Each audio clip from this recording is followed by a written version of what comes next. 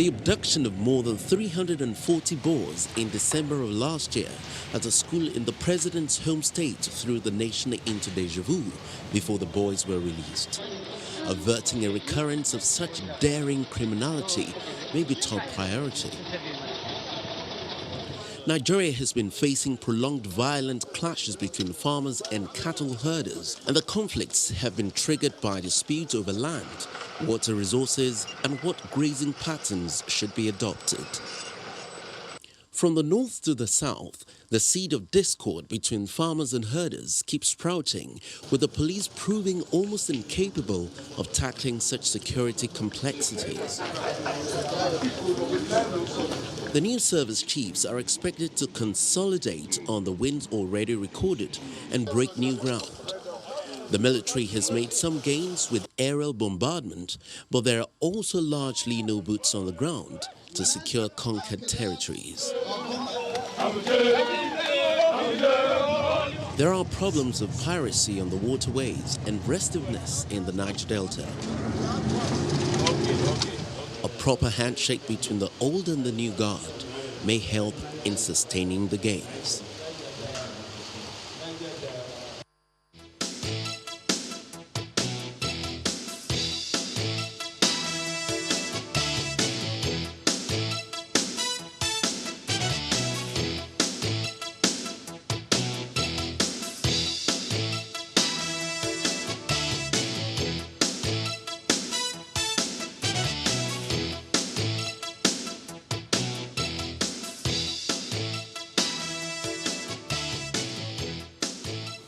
Welcome back. Well, yes, we'll be talking about the service chiefs now. Mr. Femi Falana, Senior Advocate of Nigeria, joins us next. Good morning, and thank you for joining us today on the program. Well, statements credited to you say that, as far as you're concerned, they've been nominated and not appointed.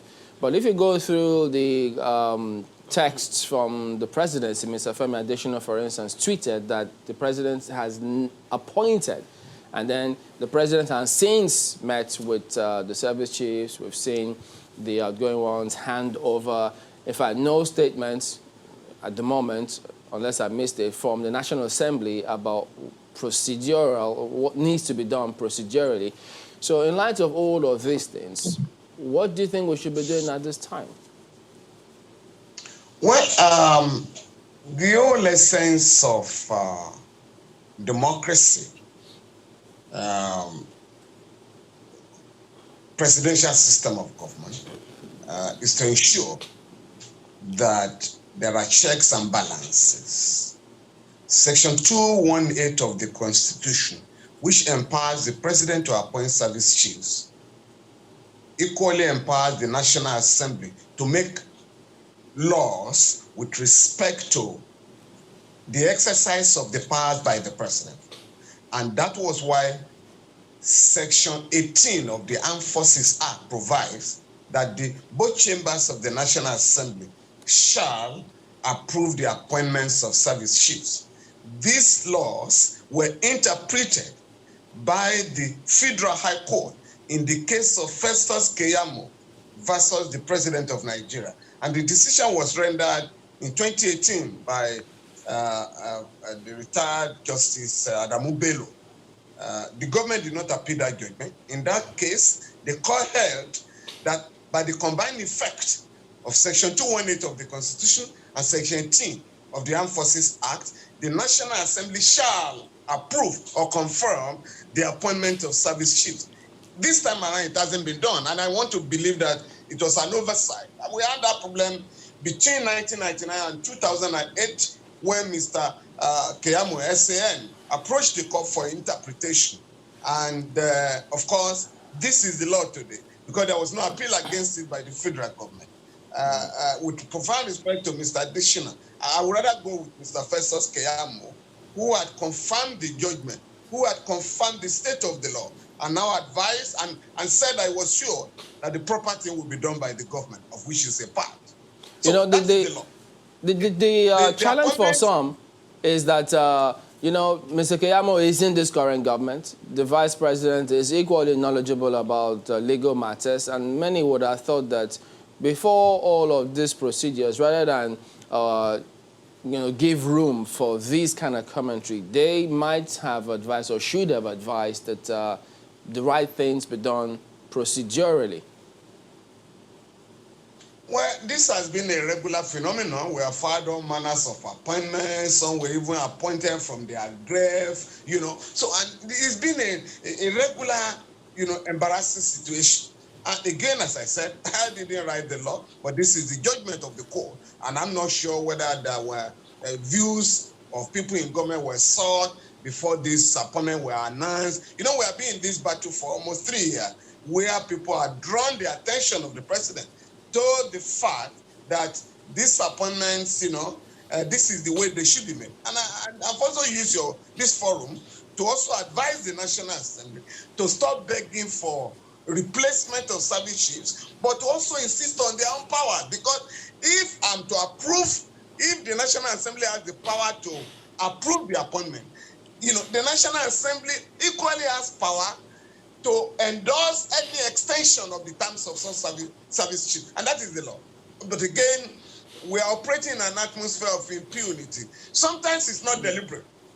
Sometimes it's due to oversight or lack of the position of the law or lack of familiarity with judgments of the court on certain matters, But I'm sure, now that it's been pointed out, and I've made the judgments available to all and sundry, I'm quite sure that the proper thing will be done, because anybody can go to court and challenge the appointments.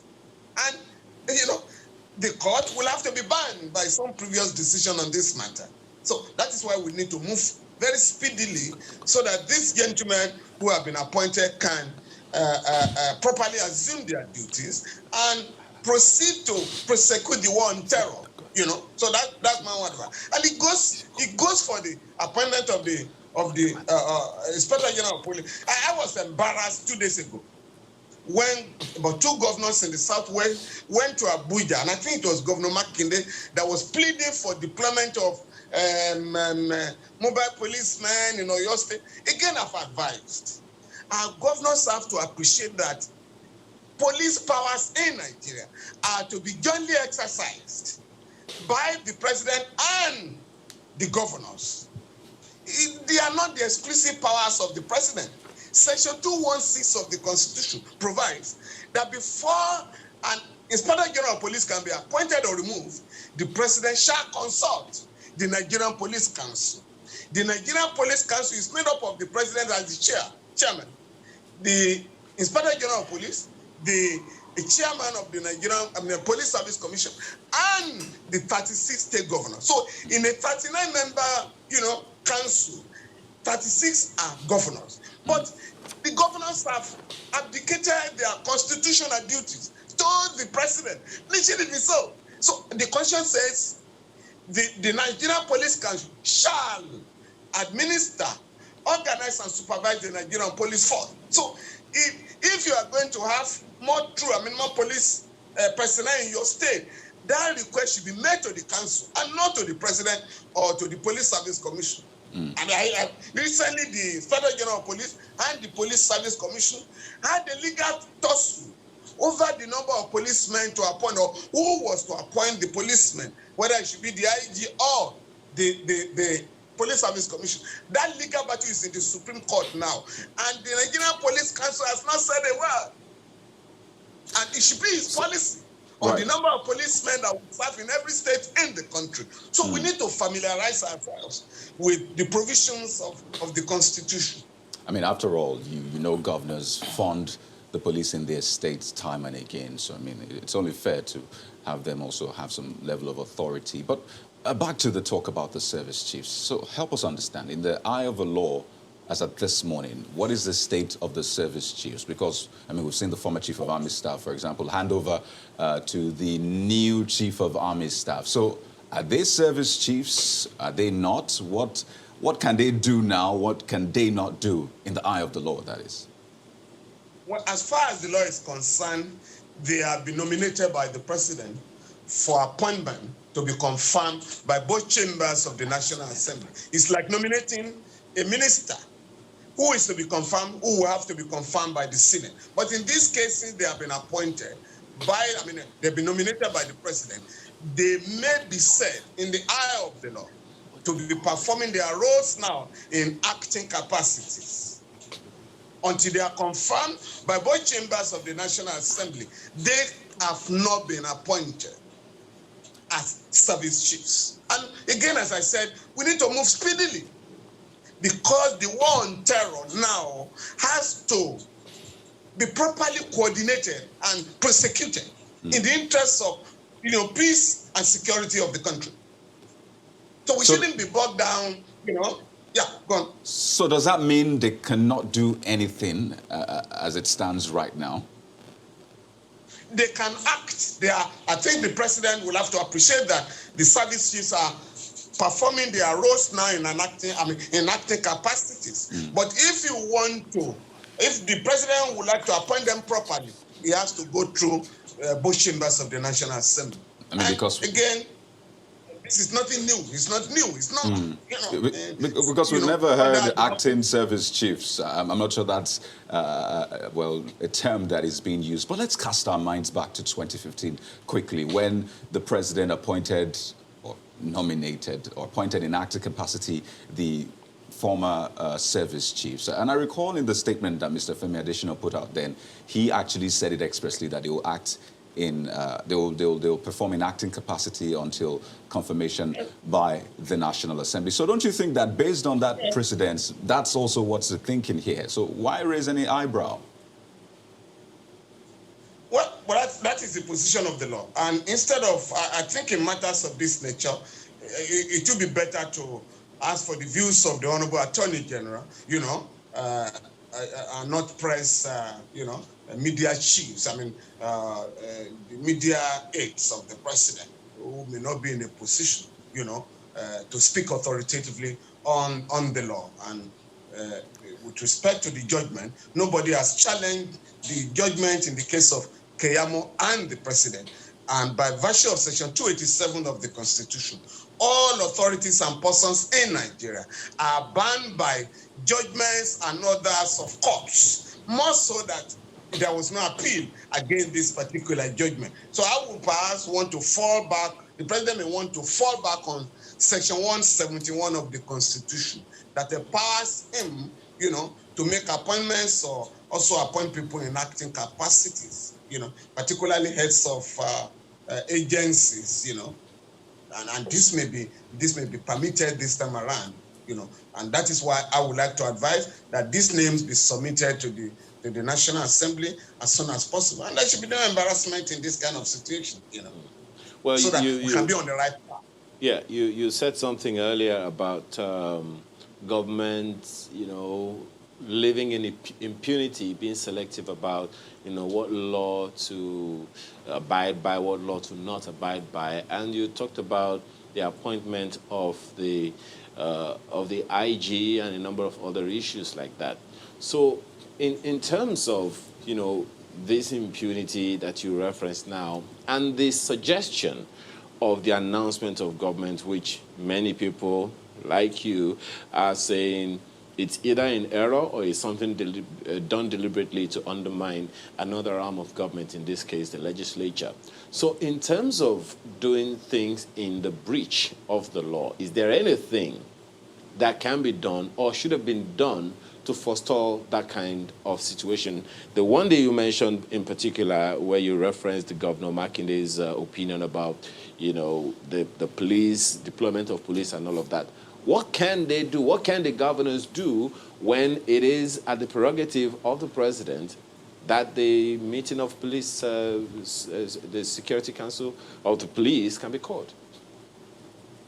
It's for our governors, and again, this goes for all arms of government, the need for us to run this country on democratic platform anchored on the rule of law, and which means before a government takes a decision, you must try and find out what are the relevant provisions of the law guiding the action we're about to take. And if you do that, and I think this government since 2015 ought to have put a machinery in place to ensure that the proper things are done so as to avoid this routine embarrassment with respect to appointments of people into public positions. And it goes for our governors as well.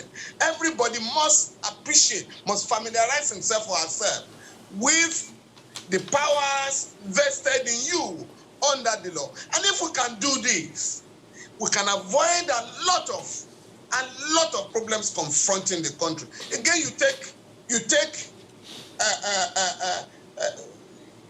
somebody giving a quit notice. And I have regularly insisted that nobody can give a quit notice to another citizen. If you are dissatisfied with his action, even as a government, you must go to court.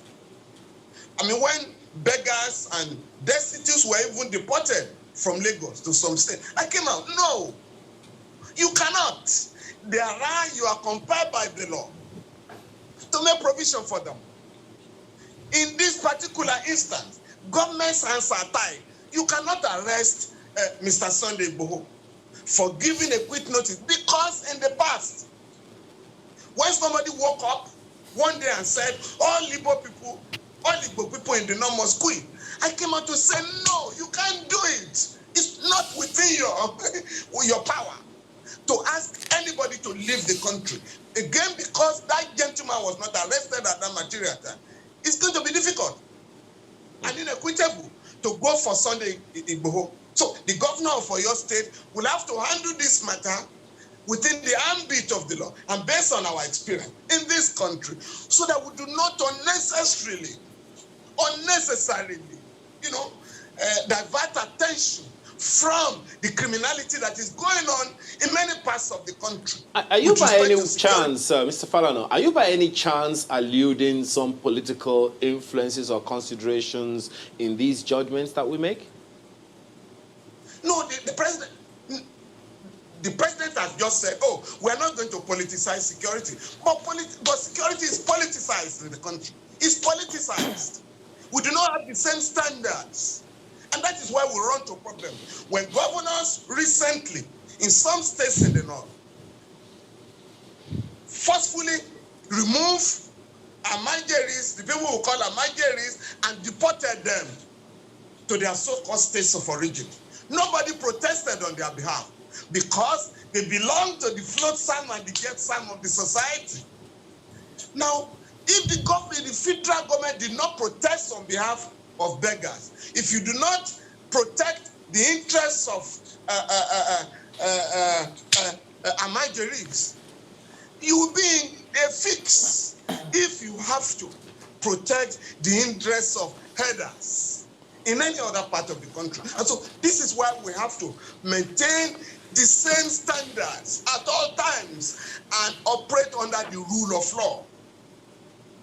Well, we've seen lawyers cite Section 18(1) of the Armed Forces Act concerning the appointment of the service chiefs, and where it says the president may, after consultation with the Chief of Defense Staff and subject to confirmation by the National Assembly, appoint such officers in this act referred to as the service chiefs as he thinks fit, in whom the command of the Army, Navy, and Air Force, as the case may be, and their reserves shall be vested. And now, this is with regard to the federal character principle. Is this in line with Section 217 when they say as he deems fit? So can he decide to say, well, having appointed these are the people who I think can do the job, no matter where they come from? You see, Chamberlain, Section 218 has empowered the National Assembly to make a law with respect to appointment and promotion, and discipline of members of the armed forces.